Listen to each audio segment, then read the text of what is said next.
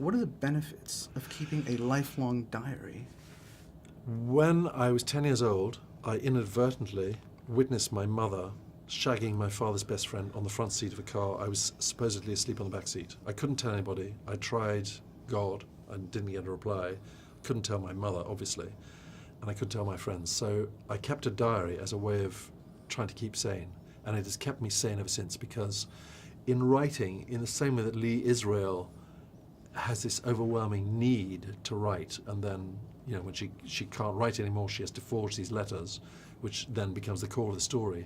In my own life, the likelihood of succeeding or becoming an actor, because I grew up in the smallest country in the southern hemisphere, in Swaziland, where the idea that you could become an actor was as ludicrous as saying, I want to be an astronaut. So a diary is a way of, you know, at the end of the day, it's a sort of meditation, I suppose, and it's also, if I look back on it, I can go, I was actually at this hotel, and I was speaking to you, and this happened, and these are the people I saw, because it doesn't really seem very often to me that it's actually happening to me. It's almost like it's happening to somebody else. When you see the pattern of behavior, that you go, if you've got very depressed or melancholic about something, you go, okay, I know why this has happened, and it's the same circumstance where somebody has, particularly my father basically drank himself to death, unrequited love for my mother, and he was charming by day and then violent and insane by night.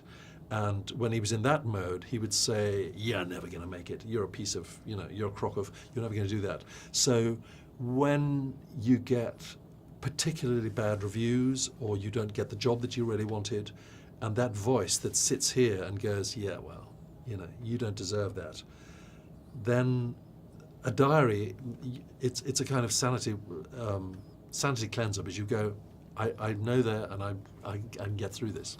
Speaking of voices or the absence of same, though a secular humanist I be, and I guess I'll call myself an atheist with no disrespect to your vantage point, there is an extent to which even the need to speak to God is a blessing all its own. You said that you heard no response. Some folks who might be of faith would say, well, you didn't hear the response, but it came. Here you are 40 years later, you find yourself here. Yeah. Did you ever get the response, or is there a way you can measure your life and say you got that response from a sort of deafeningly, benignly, and cruelly indifferent universe? How has your dialogue with God been then? I speak this as a secular humanist, as an atheist, not trying to project religion onto you.